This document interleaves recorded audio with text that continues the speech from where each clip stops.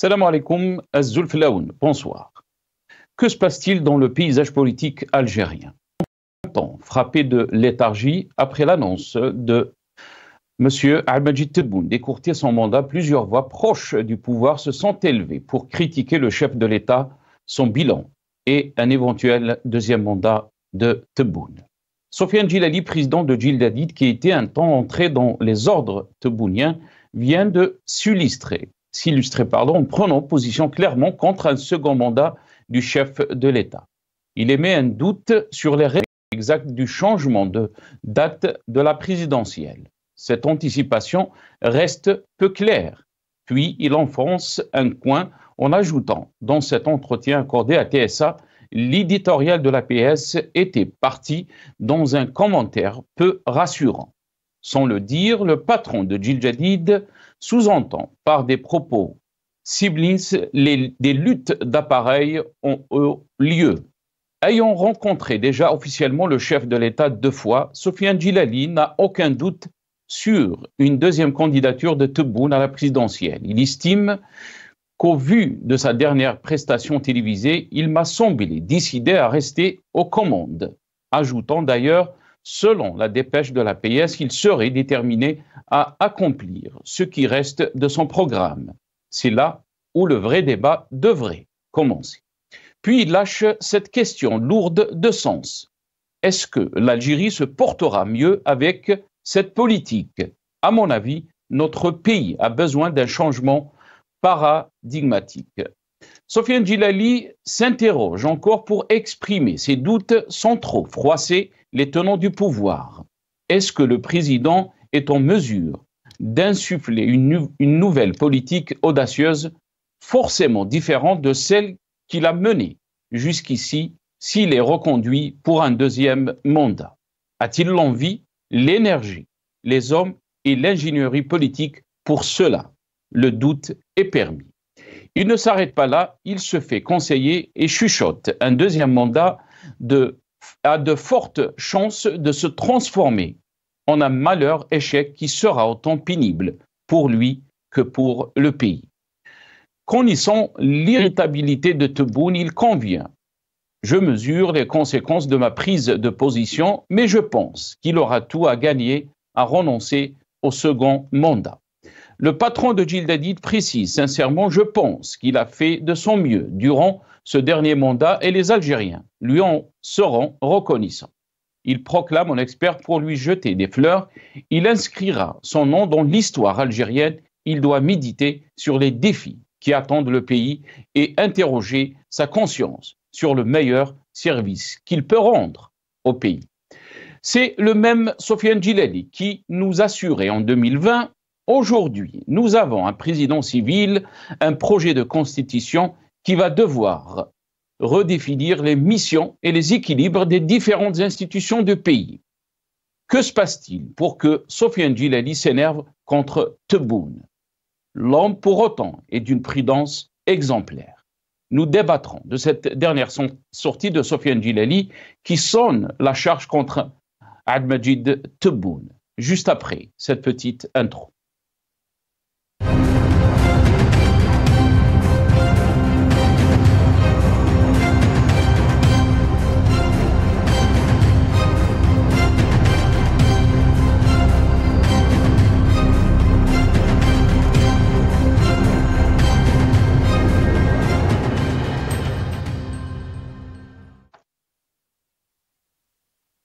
Que se passe-t-il pour que Sofiane Djilali s'oppose à Tebboune? C'est le titre de notre émission pour ce soir.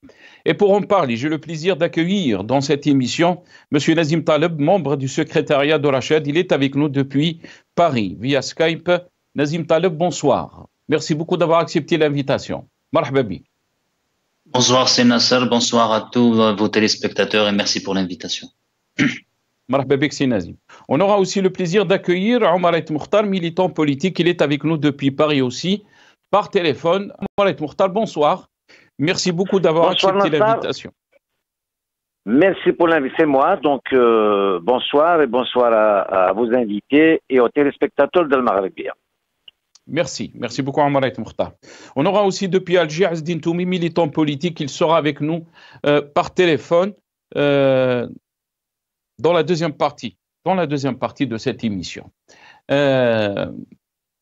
Nazim Taleb, je vais commencer cette émission avec vous. Donc, c'est cet entretien accordé au TSA donc, de Sofiane Djilali, le président de Jil Jadid, qui émet donc des réserves par rapport à un éventuel deuxième mandat de Abdelmajid Tebboune. Mais avant de vous donner la parole, on va juste vous faire passer donc cette petite vidéo qui un peu revient, si on peut dire, revient donc sur les déclarations de Sofiane Djilali. Et je reviens à vous juste après. TSA, vous avez rencontré le président de la République à plusieurs reprises. Pensez-vous qu'il se représentera pour un deuxième mandat? Selon la dépêche de l'APS, il serait déterminé à accomplir ce qui reste de son programme. C'est là où le vrai débat devrait commencer. Est-ce que l'Algérie se portera mieux avec cette politique? À mon avis, notre pays a besoin d'un changement paradigmatique. Il faut résolument sortir de l'esprit de la distribution de la rente. Il faut mettre le pays au travail. L'organisation politico-administrative est sclérosée. Nous avons donc besoin de profondes réformes qui sont d'autant plus indiquées que le pays est relativement stable.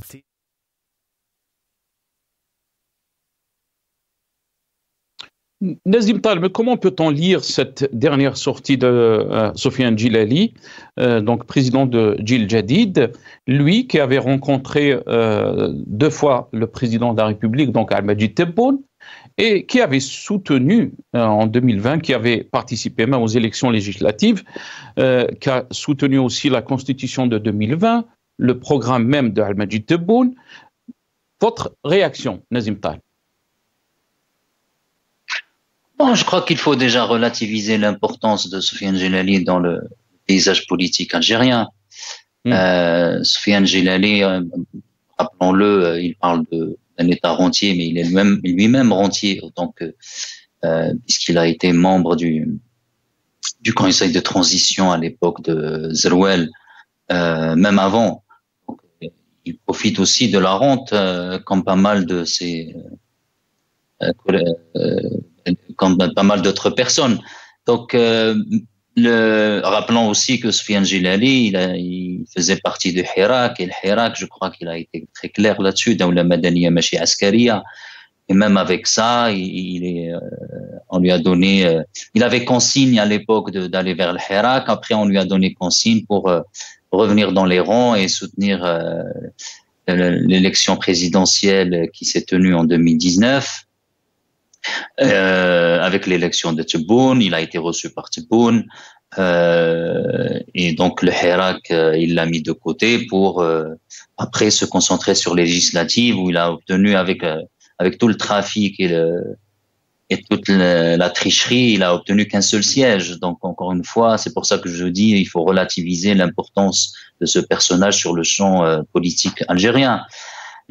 Premièrement, secondo, Sofiane Djilali, il était beaucoup moins dur concernant Tebboune quand il a fait un article, je crois, c'était avec le Moujahid en mars, où il a dit bon, avancer les élections, ça va stabiliser le pays, c'est une bonne chose.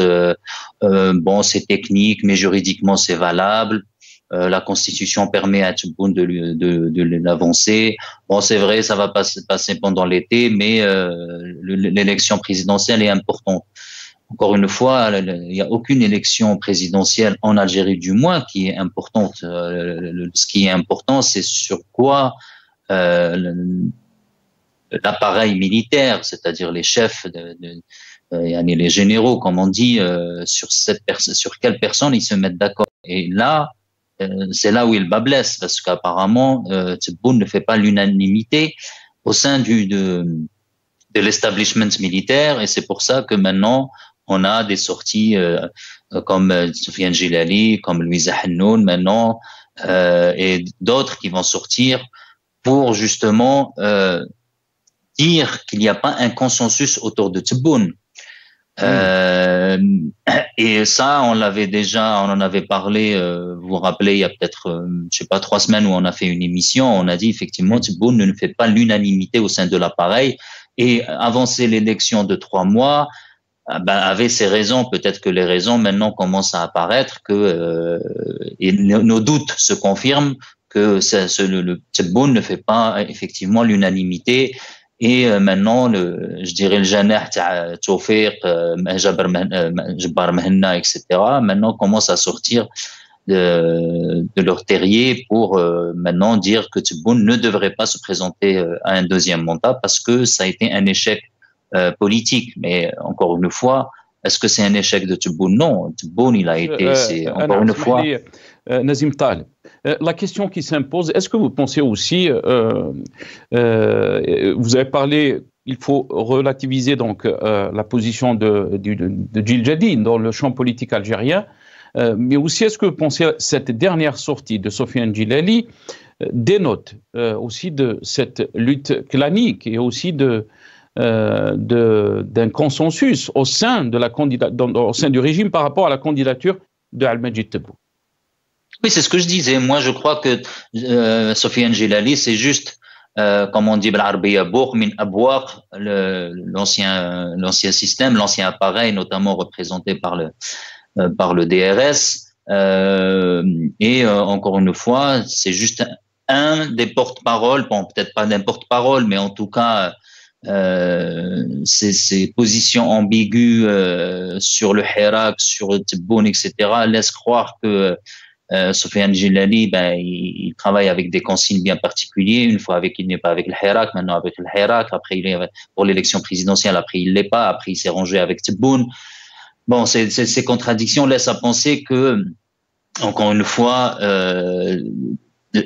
on fait sortir des personnages comme ça pour tout simplement marquer ou dire qu'effectivement Tebboune ne fait pas l'unanimité comme candidat au deuxième mandat. Je crois que ça, mais encore une fois, comme je l'ai dit, c'est pas que Sofiane Djilali, il y aura d'autres personnes, d'autres voix dissonantes qui vont sortir dans les prochains jours pour affirmer que Tebboune n'est pas le choix d'unanimité au sein de l'établissement militaire. Mais encore une fois, c'est Nasser, quand je dis qu'il n'a son poids au niveau du paysage politique algérien n'est pas important, c'est une réalité. Encore une fois, les élections législatives, il a obtenu qu'un seul siège. C'est pas pour diminuer son importance autant qu'homme, mais c'est surtout son parti politique. Effectivement, le Hirak, il s'est détourné de ce personnage parce qu'il savait que finalement, Ken Ma'al Hirak, il donnait cette impression finalement, il a retourné sa veste pour revenir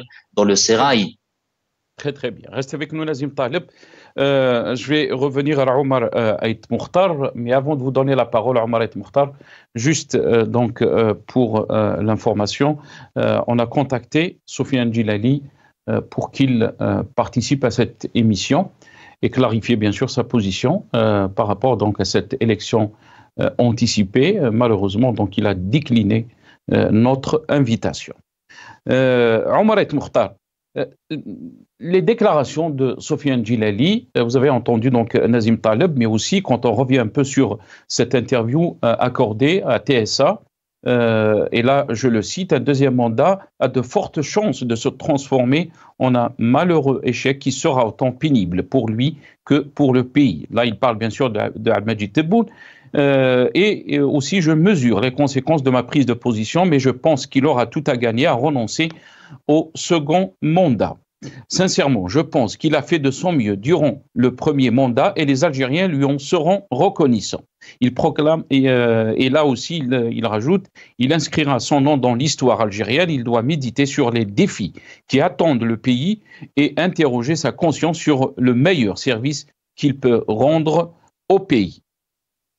On va écouter Sofiane Djilali dans ce petit passage et je reviens à mes invités juste après. في الحقيقة هي تقريبا كانت نهاية العهدة للرئيس تبون 3 شهور في 5 سنين ما تزيد ما تنقص في الحقيقة، ونتساءل لماذا يعني قدمنا ب3 شهور. ربما الأجوبة متعددة وكل واحد عنده حق باش يحاول يأول ولا يفهم. المهم هو أنه القرار في إطار دستوري. الآن ما هما التداعيات السياسية، نظن اليوم يعني شوية سابق لأوانه. ننتظر شوية بعض أيام ولا بعض أسابيع قليلة إن شاء الله، ونفهم من خلال هذا القرار هل هنالك يعني نية رئيس الجمهورية باش يحضر كل الظروف لانتخاب مع عهدة ثانية له أم لا. هذا تبقى يعني تحت السؤال. رئيس الجمهورية متجه نحو عهدة ثانية وراه يحضر الأمور باش تكون عنده كل الحظوظ باش يفوز بها. لماذا ومع من وكيف هذا شيء آخر. Donc, on a entendu Sofiane Djilali. Omar El Mokhtar, votre réaction donc, par rapport à ces déclarations de Sofiane Djilali dans cette interview accordée au TSA, qu'est-ce que vous en pensez, Omar El Mokhtar? Alors, déjà, je respecte franchement Sofiane Djilali, mais là, donc il y a un réveil de conscience. Votre invité m'a rappelé une chose, c'est que Sofiane Djilali, effectivement, était du CNT, mais il y a 4 personnes qui ont parlé de cette élection et de ce deuxième mandat qui peut se transformer en un cauchemar pour l'Algérie. Les 4 personnes, donc qui sont, le premier c'était Ben Guerina, après c'était Zoubida Assoul et Louisa Hanoun, et finalement Sofiane Djilali, ils ont tous dit la même chose.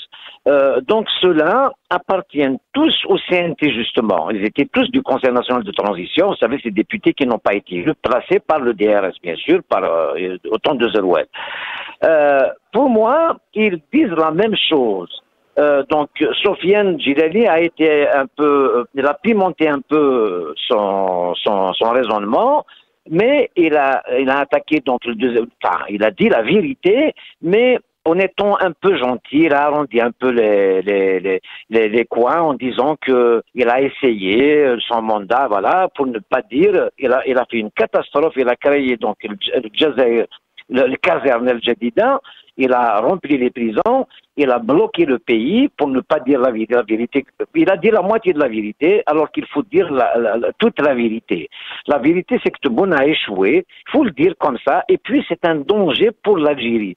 Mais tant mieux déjà, Sofiane Djilali, peut-être c'est sa conscience qui l'interpelle, et puis il a un devoir je ne sais pas, il a un devoir intellectuel de ne pas dire ça va très bien et puis le deuxième mandat c'est très bien. Il a parlé de 3 mois, il a raccourci son mandat de 3 mois. Pourquoi franchement 3 mois ça fait quoi? Donc pourquoi ne pas respecter le calendrier électoral, le calendrier interinstitutionnel?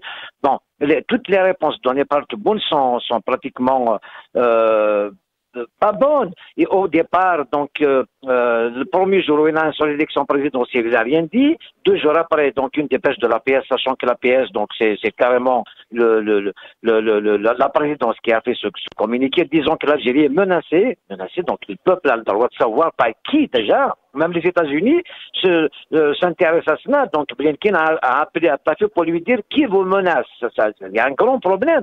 Et pour finir, Tebboune avec son allocution, donc son débat avec la presse, il a dit que c'est technique. Oui, technique pour fuir, pour priver le peuple algérien d'un débat, d'une pré-campagne, d'une campagne électorale, et pour faire cette campagne pendant les vacances, alors que les gens sont à la plage. Sinon, 3/4 de l'Algérie sera à 50 degrés à l'ombre, connaissant bien les températures estivales en Algérie. Omar El Mokhtar. Donc, je vais vous rendre la parole. Mais avant de vous rendre la parole, puisque vous avez parlé aussi des déclarations de Louisa Hanoun, on va vous faire passer les déclarations de Louisa Hanoun concernant donc les élections anticipées, mais aussi la question que je vais poser après. Je vais la poser après. On regarde d'abord les déclarations de Louisa Hanoun. أنا ما نرشحش نفسي، الحزب هو اللي قرر، أنا مش شخصية لم يقرر بعد. لا أبدا. الحزب لو قرر لكنا أعلنا. المكتب السياسي في آخر دورة له جست قبل شهر رمضان، يعني بدينا نطرق لهذا الموضوع، ما كناش نعلم أنه راح يتم يعني تسبيق. وكنا نقول لما رئيس الجمهورية عدة مرات قال في الواقع أنا ما درتش عهدة تاع 5 سنوات، إنما 2.5 سنين وبسبب المرض نتاعو. وهذا صحيح وانا لما استقبلني وقال هذا الشيء قلت له ولكن مازال عام، فهذه السنه طويله تقدر يعني تاخذ قرارات كثيره جريئه وباش يعني تحقق الاهداف. فبالتالي راح نناقشوا الموضوع. الان تم تحديد تاريخ ل7 سبتمبر، يعني بقاو 5 شهور تقريبا 5 شهور، يعني فترة ضيقة ولكن ما زال فيها يعني تعطي الوقت اللازم للسلطات اللي تحب تاخذ قرارات جريئة حتى يعني باش توفر كل الشروط السياسية. اولا السياسيه نتاع المناظره ما بين الافكار والبرامج، نتاع المساواه في الحظوظ، نتاع الشروط اللي تسمح للشعب باش يشارك عن قناعه عن قناعه في الانتخابات. معناتها يكون نقاش حقيقي، نقاش سياسي اعلامي سياسي الى اخره. ثم الظرف الاجتماعي، خاطر تعرف المثل الشعبي اللي يقول كي الكرش تكون شبعانه تقول للراس غني، تقول للراس غني. معناتها كي يكونوا الناس مرتاحين اجتماعيا المشاركه تاعهم في السياسه تكون اقوى، معناتها تكون كيفاش هادئه، تكون ما تكونش غضب، ما يكونش غضب وسخط وكذا. رئيس الجمهوريه في اكتوبر مش نستناو حتى تكون الانتخابات، ودابور نستناو حتى رئيس الجمهوريه يقول لنا بلي راح يترشح لعهده ثانيه، ومن بعد يتاكد يعني يحصل على عهده ثانيه، ومن بعد نتكلموا على زيارته لفرنسا. انا نظن بلي هذا هو كرئيس الجمهوريه عادي يقول زياره هامه وكذا يعني ويشخصها، ولكن انا ما يمكنش خلاص نعلق على حاجه كما هذه، لانه ما نتصورش نهائيا انه رئيس جمهوريه جزائري يتم انتخابه ايا كان عبد المجيد تبون ولا واحد اخر، يتم انتخابه في 7 سبتمبر يروح لفرنسا في 7 اكتوبر ولا حتى في 20 اكتوبر ولا كذا. ما هذا يعني ما نتصوروش. طلب من الجهه الفرنسيه، مش من اليوم هما يطلبوا ويلحوا وكذا، في الواقع هما اللي محتاجين لهذه الزياره، احنا ماناش محتاجين لزياره رئيس الجمهوريه يروح لفرنسا. Donc c'est les déclarations de Louisa Hennoun, la présidente du PT, mais aussi elle a accordé aussi Louisa Hennoun une interview au journal L'Expression. Elle a critiqué aussi le bilan d'Ahmadji Tebboune et aussi par rapport à la question politique et à la question des droits de l'homme. Omar et Mokhtar, je vais revenir à vous. Est-ce que vous pensez que ces critiques émises, donc on est en train de parler de Sofiane Djilali, mais aussi de Louisa Hennoun, représente une certaine voix au sein du régime qui dit clairement qu'on est contre le deuxième mandat d'Ahmadji Tebboune. Pour moi, il n'y a pas l'ombre de doute, c'est que ce qu'a dit Ben Grina, Zoubida Assoul, Louisa Hennoun et Sofiane Djilali, c'est une information qui nous vient de Doula l'Américain, parce que ces gens-là, ils sont tous du CNT, ils ont tous un fil à la patte. Par contre, ils essaient de protéger le pouvoir, mais ils égratignent un tout petit peu. Tebboune, c'est que, moi je comprends, Tebboune ne fait pas d'unanimité. Tebboune n'a pas encore son ticket pour le deuxième mandat, parce que Tebboune, s'il se présente, il passe. Donc c'est comme ça le pouvoir en Algérie. Ce n'est pas les urnes qui font un président, c'est le pouvoir de la c'est les militaires qui font le président. Tebboune n'a pas été élu. D'ailleurs, les 7% d'Algériens qui ont voté, ils ont voté pour Mihoubi. Ils n'ont pas du tout voté pour Tebboune. Quand vous parlez de Daoula al-Amiqa, Omar et Mokhtar, est-ce que vous parlez des services? Est-ce que vous pensez que les services sont contre le deuxième mandat d'Ahmadji Tebboune? C'est ce que vous êtes en train de dire? Absolument. Il faut lire entre les lignes ce que dit Louisa Hennoun, la visite en France et tout ça, pour ne pas dire que Daoula al-Amiqa ne veut pas s'apparenter à un département français, parlons de notre pays. Donc c'est inimaginable d'aller à un mois d'une élection. Oui, donc le problème des services autour de...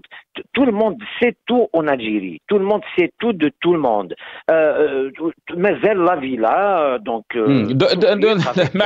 Omar et Mokhtar, parce que, juste pour clarifier, vous êtes invité souvent donc,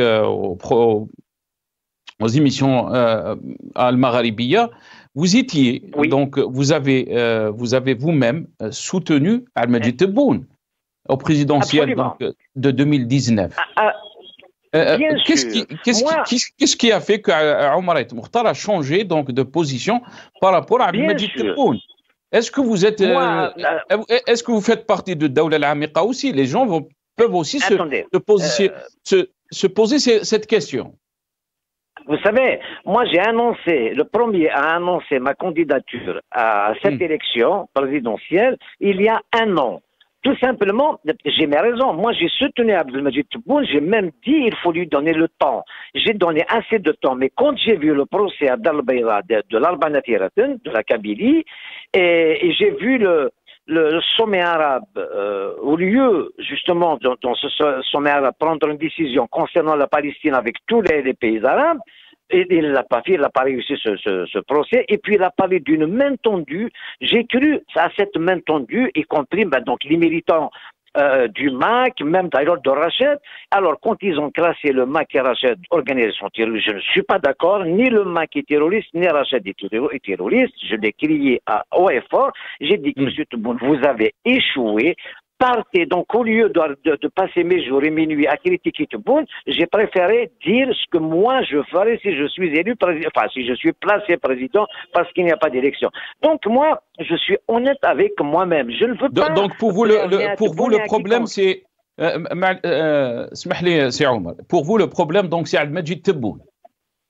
Non mais écoutez, Tebboune, c'est la façade du pouvoir. Tebboune s'est entouré, d'ailleurs, je respecte Sofiane Djellali qui a dit il n'a plus d'hommes.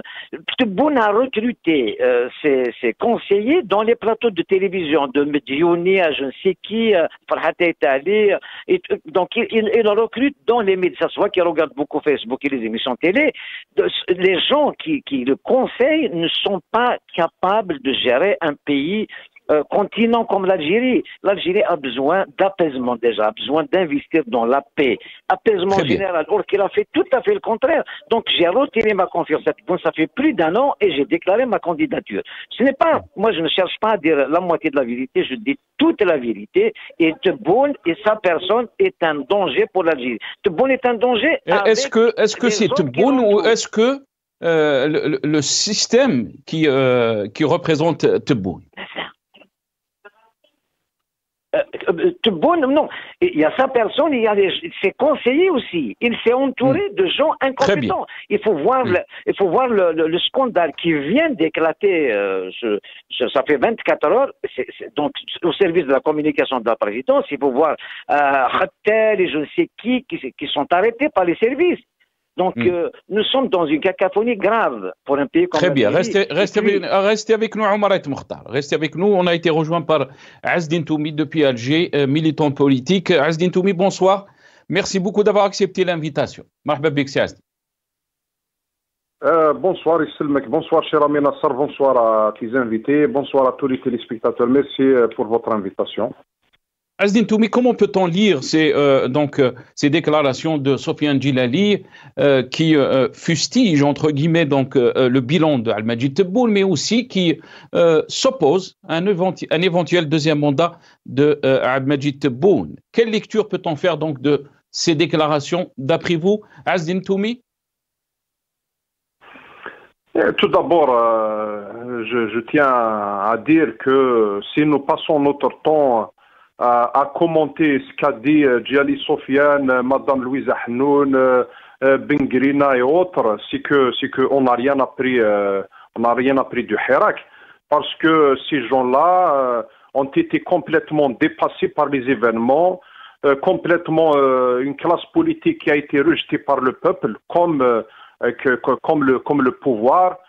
Donc aujourd'hui, malheureusement, le champ politique et médiatique est complètement verrouillé, fermé devant des hommes politiques, les vrais opposants et les vrais militants, voire certains emprisonnés, contrôle judiciaire, intimidation et autres. Et on ouvre les médias à ces personnes-là qui ont des parcours douteux. D'ailleurs, ne serait-ce que M. Djellali Sofiane, qui depuis quelques mois a fait plusieurs plateaux de télévision, il a fait les chaînes publiques de radio et il a fait TSA, je pense, à deux reprises.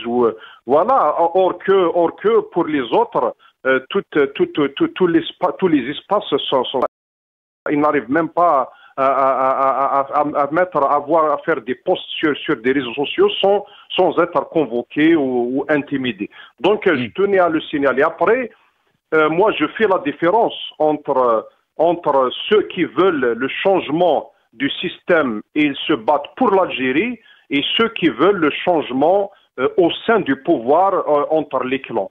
Donc, ceux-là, ils sont dans la logique de défendre les intérêts.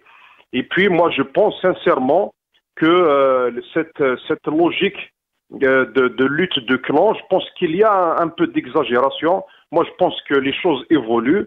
Aujourd'hui, tout fait à croire que ceux qui ont le pouvoir, ne serait-ce que ceux qui ont le pouvoir au sein du système, sont en train d'imposer une feuille de route qui est probablement un deuxième mandat, faute d'avoir d'autres solutions, pas d'avoir d'autres solutions, faute d'avoir la capacité d'être capable d'imposer un autre plan. Donc nous sommes dans ça. Après, moi j'aurais aimé que ces hommes politiques auraient demandé la libération des détenus, par exemple, l'ouverture du champ médiatique et politique devant l'opposition, d'arrêter les poursuites judiciaires immédiatement, d'organiser des élections indépendantes, transparentes, au lieu de spéculer sur la reconduite ou non du chef de l'État. Voilà, donc malheureusement, ils sont en train de nous imposer un débat. Est-ce que Tebboune va se présenter ou pas? Est-ce qu'il y aura un deuxième mandat ou pas? Donc, est-ce qu'il est le clan qui est derrière celui-là, qui est derrière l'autre? Or qu'à cette date-là, à ce moment-là, avant les élections, on aurait pu avoir des candidats crédibles et des débats sur les plateaux de télévision, dans la presse, dans des débats publics, sur des programmes, sur les visions des uns et des autres, sur les questions d'avenir qui concerne l'avenir de notre pays. Et puis, il y a cette classe politique, malheureusement, qui n'apprend rien des expériences, qui pense que aucun changement ne peut arriver sans la participation du pouvoir. Donc il voit que le pouvoir doit être un acteur principal dans la solution. Or que moi je pense que la crise de l'Algérie, c'est la crise de ce pouvoir même qui est en train de mener le pays vers la catastrophe, et que la solution viendrait ailleurs. Le pouvoir ne peut être une partie de la solution, il ne peut être la solution. Donc il y a une différence. C'est pour ça que Azdine Toumi, il y a aussi, est-ce que aussi les Algériens ont le droit de s'inquiéter quand ils voient qu'il y a peut-être une lutte clanique par rapport donc à la candidature au deuxième mandat d'Abdel Tebboune, quand on entend ces déclarations de Sofiane Djillali ou d'autres personnes, ou Louisa Hanoun, est-ce qu'on doit s'inquiéter quand on voit aussi qu'il y a une lutte clanique et qui peut porter préjudice par rapport donc à l'avenir de notre pays, à la stabilité de l'Algérie, Azdine Toumi? Oui, bien sûr, il y a de quoi s'inquiéter. En tout cas, le système, il est en train de faire tout le contraire qu'avait demandé le Hera, qu'avait demandé le peuple, qui est d'aller vers un état de droit, d'aller vers la démocratie, d'organiser des élections indépendantes, de rendre la parole au peuple, et d'aller vers l'alternance au pouvoir dans la démocratie, dans la transparence, pas l'alternance des clans au pouvoir. Donc, bien sûr, après vous savez, maintenant les capitales étrangères, à travers les représentations diplomatiques et leurs services secrets, etc., ils savent très bien que le pays vit une instabilité politique importante, et ces luttes-là qui parfois elles sont souterraines, parfois elles sortent, elles deviennent visibles.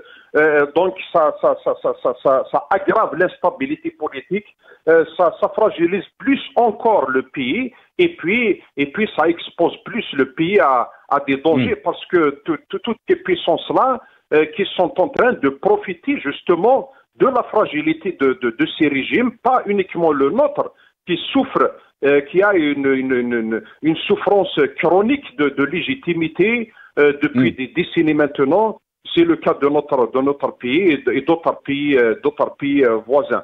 Donc aujourd'hui, l'urgence maintenant, c'est de rétablir d'abord le droit d'exercice de la politique, retrouver le droit de s'exprimer, de retrouver la liberté d'expression dans la presse, des militants, des hommes politiques, d'aller créer des partis, de nouveaux partis politiques, de nouvelles organisations, de rendre la société vivante et pas aller dans le faux, les faux partis, la fausse société civile, la fausse pour imposer la seule feuille de route qui est celle du pouvoir. Le pouvoir, il l'a rejeté.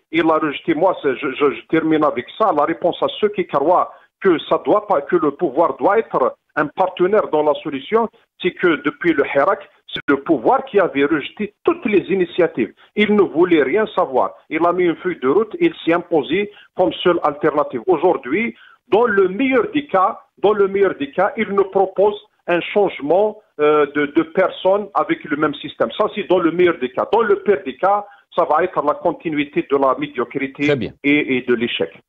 Très bien, restez avec nous. Azzdine Toumi.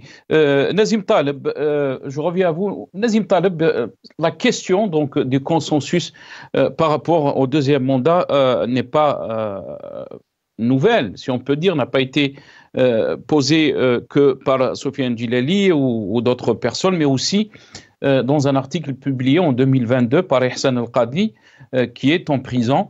Il avait donc écrit dans Maghreb émergent, deuxième mandat, l'ANP redoute autre chose qu'une bouteflikisation de la présidence Tebboune.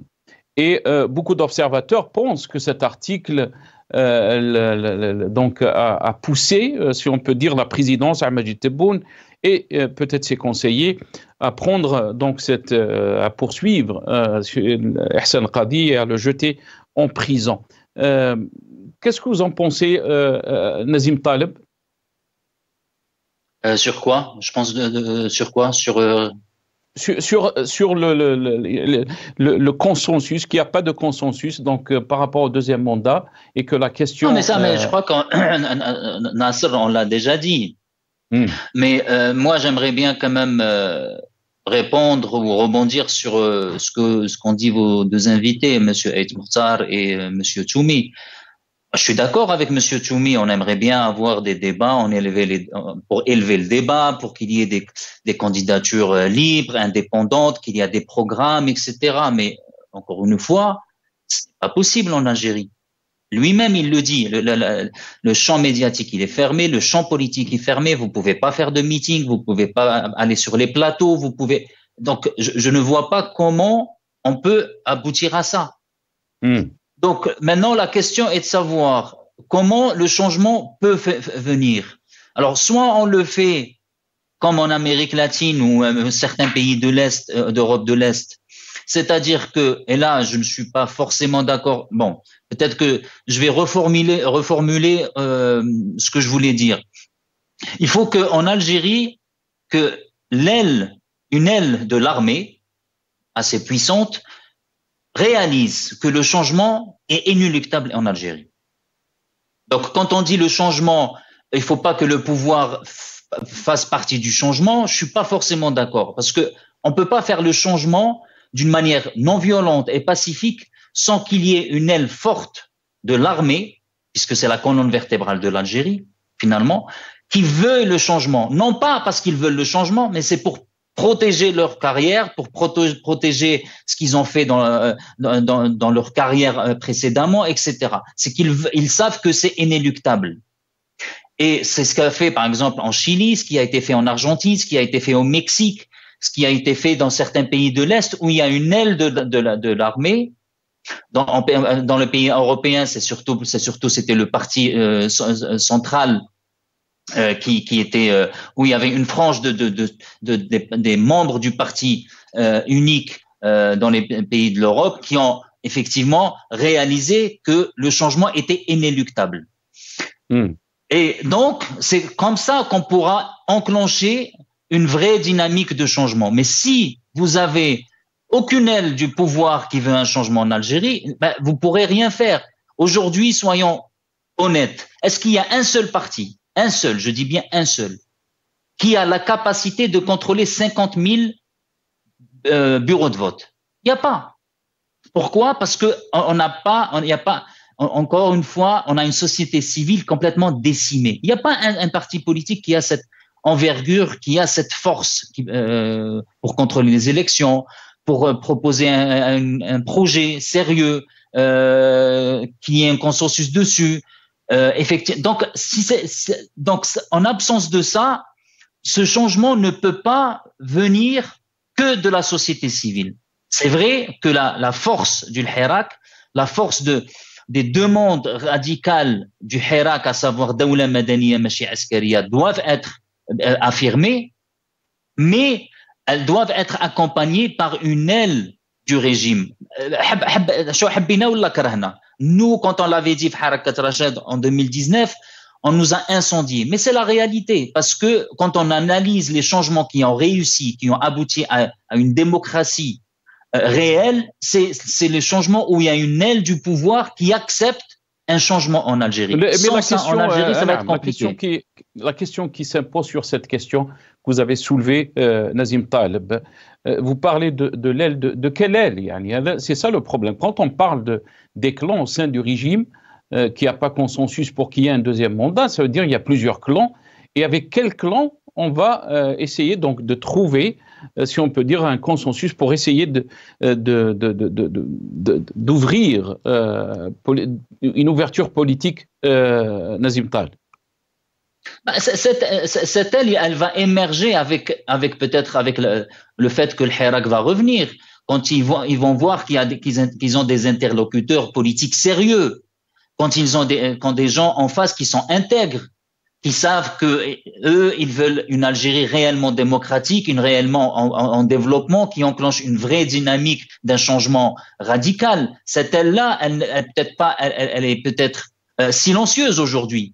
Je ne crois absolument pas qu'au sein de l'armée, tout le monde veut avoir une carrière à la Shengreha, criminel comme il est, ou la Kumajabar Mhenna. Je crois réellement qu'il y a des officiers, des sous-officiers qui aiment leur pays, qui sont patriotes et qui savent que le régime militaire ou c'est le militaire qui doit nommer, qui doit désigner le politique en Algérie arrive à bout de souffle.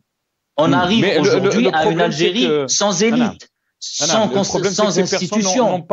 Le problème, c'est que ces personnes n'ont pas le pouvoir décisionnel. معليش ابقى معنا نزيم طالب parce qu'on est pressé un peu par le temps. Omar Ait Mokhtar, bien sûr, la situation est très inquiétante quand on voit Sofiane Djilali et d'autres personnes parler de cette situation au niveau de l'activité politique, au niveau des droits de l'homme, même aussi sur le niveau économique.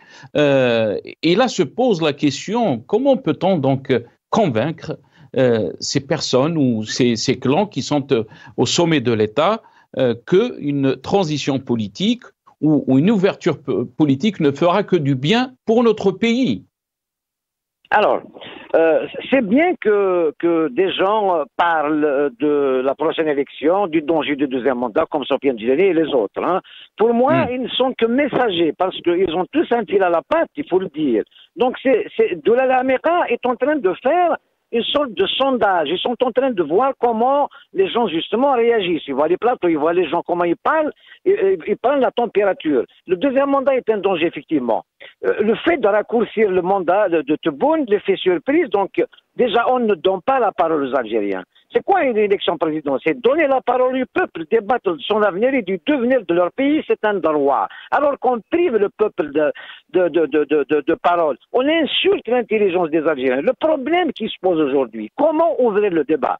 Si Tebboune se présente, qu'il passe. Donc, si Tebboune se présente, c'est un forcing.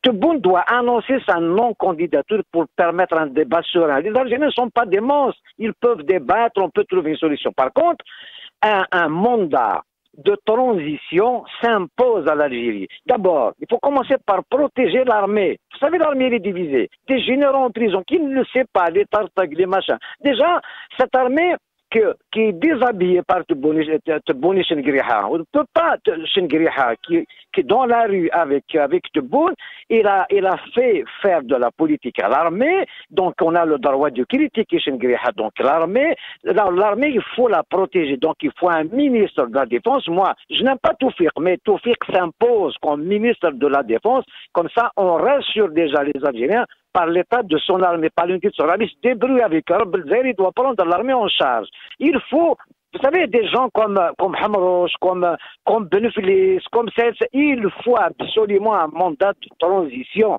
qu'il y ait un gouvernement d'union nationale de compétences. On ne peut pas chercher dans le plateau de télévision des ministres comme a fait Tebboune. Là, on insulte l'intelligence des Algériens. Pour parler comme ça, c'est qu'on aime ce pays. Oh, il y a des solutions. Mais si Tebboune se présente, déjà, il a ouvert des fronts partout. On n'a que des ennemis. Tebboune ne peut pas revenir sur sa parole avec les Émiratis, avec l'Espagne, avec le Maroc. Or qu'il faut investir rapidement dans la paix. Et puis, il faut opérer un apaisement général en Algérie. Des gens, vous savez ce que j'ai entendu, une information, Tebboune va sortir de prison des gens. Pourquoi tu les as emprisonnés? Pourquoi l'article 87 bis, des gens qui passent 18 mois de prison pour leur dire Bara'a? Ça veut dire quoi? Et en plus, Bara'a, je parle par exemple Hamoud Boumzine, Bouaziz Aït Chebib et d'autres, 18 mois de prison acquittés avec ISTN. Tu le mets en prison en plein air, tu ne peux pas sortir du pays. Et des gens qui ont peur de rentrer chez eux. Tebboune est un danger pour les Algériens et pour l'Algérie, et on risque gros avec, vous savez ce qui se prépare avec les Émiratis. On sait tout, il y a des élections aux États-Unis, un changement Restez avec nous. Va nous coûter cher. Restez avec nous, Amoulet Mokhtar, désolé. La question aussi qui se pose, est-ce que c'est Tebboune, vous êtes en train de dire Tebboune, et le danger pour l'Algérie? Peut-être beaucoup vous diront aussi que le système politique, c'est lui qui est le danger donc, en Algérie. Azdine Toumi, très rapidement, je vous laisse la parole. Moi, je ne pense pas que la seule personne puisse être responsable. Je pense qu'il y a tout un système qui a échoué à trouver des solutions. Voilà. Certainement, depuis 2019, dès lors que le régime a tourné le dos au Hirak, on se retrouve dans cette situation. C'est un aboutissement. Le peuple n'a pas marché dans les élections du 12 décembre. Le peuple n'a pas marché dans les locales et législatives. Enfin, les locales, parce que c'est une autre logique. Et dans la Constitution. Donc, je pense que nous sommes en train d'aggraver le cas de notre pays. Mais je voudrais quand même revenir à cette histoire de partage. Moi, je pense que le pouvoir, il n'a même pas la culture de dialogue et il ne l'apporte pas, ni de partage. Et l'expérience, l'histoire nous donne des exemples clairs, notamment à chaque fois que le peuple algérien se soulève pour revendiquer un changement, on a vu un pouvoir violent qui a réprimé, qui a été violent avec le peuple en 88, dans les années 90, en 2019. Donc je ne pense pas que c'est un pouvoir qui peut être qui est disponible ou disposé à dialoguer. Je pense que le changement doit être imposé à ce pouvoir et pour arriver à l'imposer, pour changer justement cette balance, et il faut militer, c'est ce que j'avais dit tout à l'heure, d'abord retrouver son droit à exercer de la politique, que la société algérienne retrouve son droit à s'organiser dans des partis, dans des associations, des comités de quartier, etc. Et puis avoir la liberté de s'exprimer, de faire de la politique, etc. pour qu'une autre alternative puisse émerger, pour qu'il y ait une autre élite qui puisse émerger. Moi, je ne suis pas Je ne suis pas comme notre ami Aït Mokhtar qui voit aller de chercher dans les terroirs des personnalités qui étaient là depuis. Moi, je pense qu'il faut faire confiance à la jeunesse. Je pense qu'il y a une génération qui peut prendre le flambeau, qui a une bonne relève, qui est consciente des dangers, etc. Je pense que ça ne sert à rien de notre avenir. Il est dans notre jeunesse. Il n'est plus dans cette classe qui a fait son temps. Chacun, l'histoire, le jugeage. On n'est pas là pour juger les uns et les autres. Mais en tout cas, il faut regarder vers l'avenir et sans oublier le passé. Merci beaucoup, Azzdine Toumi. On est arrivé à la fin de cette émission. Désolé. Merci à Nazim Taleb, membre du secrétariat de Rachad. Merci à Omar Tourta, militant politique. Merci à Azzdine Toumi, militant politique aussi. Il était avec nous depuis Alger. Merci à vous, chers téléspectateurs. Yatikoum Saha.